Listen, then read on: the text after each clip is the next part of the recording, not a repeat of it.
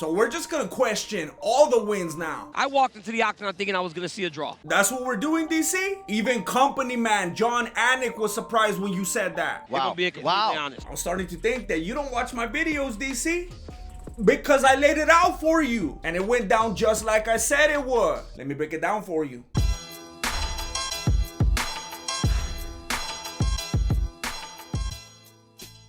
What's up, everybody? My name is Jesse, and I'm the founder and grandmaster of MMA, Mexican martial arts. And this video was sponsored by the only wallet that I let anywhere near my credit cards, the Ridge wallet.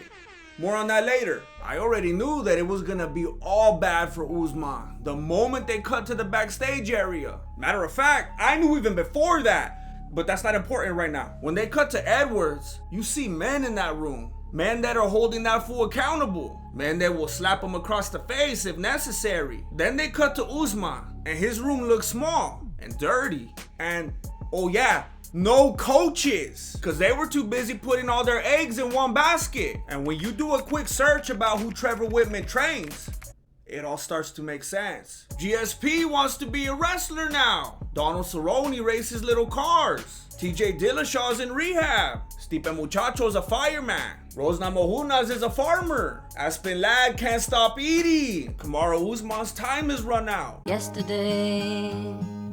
Justin Gaethje's all that Whitman has left. And those gloves that he never shuts up about. So Usman was left to his own devices. It reminded me of when Rocky was all by himself in the locker room because he didn't have a coach. Now that you mention Rocky, Edwards was willing to do whatever it took to get the win. Just like I said in my prediction video. He was hooking the glove early. And then when Usman ratted him out, Herb Dean was acting like he saw it. I saw that. Don't do that again. If you saw it, then how come you didn't say anything before Usman started crying? All of a sudden, he wants to act all hard. Say what again? But don't get it twisted. Leon didn't roll up to the pay-per-view trying to turn it into an episode of Cheaters. He had a game plan.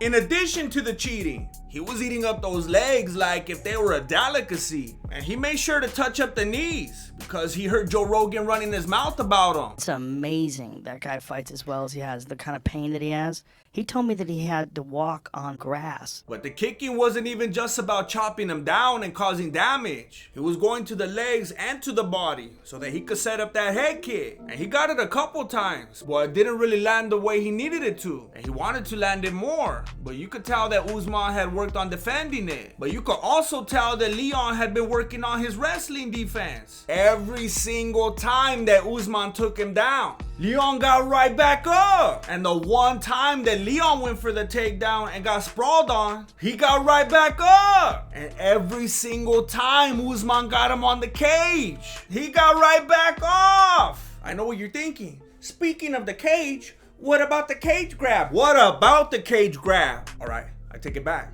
Kind of. Cage grabbing is wrong. If you're not supposed to do it, then don't do it. Personally, I think that's a ridiculous rule. I think you should be able to grab the cage all you want. However, it's against the rules. That's just the way it is right now. But for all those fools out there saying that Leon cheated his way to victory and that moment would have led to a takedown, did you forget what I just said about all the other takedowns and cage work? That's just one more takedown that Leon would have got out of. And again, I'm not trying to condone cheating. You could even tell that Leon was doing some stuff on purpose. He's not a good actor. It wasn't me. But the bottom line is, whatever you want to point to as cheating in this fight didn't in any way affect the outcome of the fight.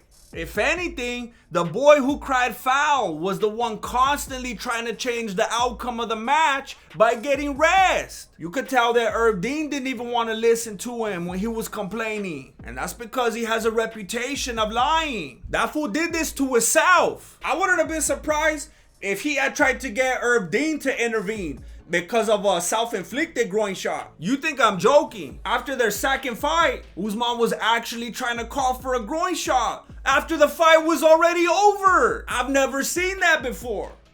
It's actually impressive. Leon outclassed Usman for 5 rounds. He had the right game plan. And he landed the more damaging shots. He did so well that he still got the decision even after losing a point. Even if Daniel Comer disagrees. That fool ain't even trying to hide it. And Dana's not trying to hide the fact that he's giving Covington a shot that he doesn't deserve right now. I don't know if it's because Covington has some dirt on him or what. Stop filming. The only thing I could think of is that Dana wants to hold on to Leon as champion for as long as he can, so that he could have that London market. Because Covington is the best matchup for Leon right now. Burns and Rachmanov are both dangerous for Leon. Masvidal and Muhammad probably don't get past Dan. Maybe Muhammad, but not Masvidal. Usman's gonna go fight Stephen Thompson. You know, I've said many things in these videos that ended up becoming real, and many of you know that. And I was a little bit frustrated today when the news broke that Stephen Thompson wants to fight Usman, because I wrote that like 2 days ago, and now it's reality. And people are gonna think that I just put that because now they already heard the news, but I wrote that before it even became a thing. And honestly, I think it looks bad for Stephen Thompson, because obviously he wants to fight Usman because that fool can't wrestle anymore, and even if he gets you down, he can't keep you down. So it just looks all bad. But I just wanted you to know that I wrote that before the news broke, so I do know the future. Chamoyev wants to go wrestle Pereira, and Makhachev would obliterate Edwards. Forget the 3-piece and a soda. Makhachev's gonna give him the lamb chops and goat milk. He will show that fool what wrestling with good knees looks like. Of course Dana doesn't want to feed Leon to Makhachev. That would be a big old slap in the face to London. That would be inconducive to the proliferation of the UFC. The UFC is all about that money and protecting its money. And if you want to protect your money, then you need to get the Ridge wallet. There's fools at large scoping out back pockets as we speak. And when you have a back pocket wallet, you're leaving yourself completely vulnerable unless you know how to do menacing twirl. But you probably don't. The Ridge wallet is a front pocket wallet, and somehow it's able to hold up to 12 cards and your cash while still being sleek and slim. You get the best of both worlds. And it's not that old school black wallet or brown wallet game. There's plenty of different styles and colors to choose from. But if you're suddenly diagnosed with that victim mentality syndrome and you decide that you want fools to steal your money, then you got 99 days to return it, which is good. But it's not as long as the lifetime warranty if you keep it. Try it out today by going to ridge.com/Voto and putting in the promo code VOTO for 10% off. And if you would like access to 2 exclusive Below the Beanie episodes every week, then please consider signing up for my Patreon or YouTube membership for only $1 a month. Links down below. Thank you for watching Mexican Martial Arts. Appreciate it. Good looking out. Late.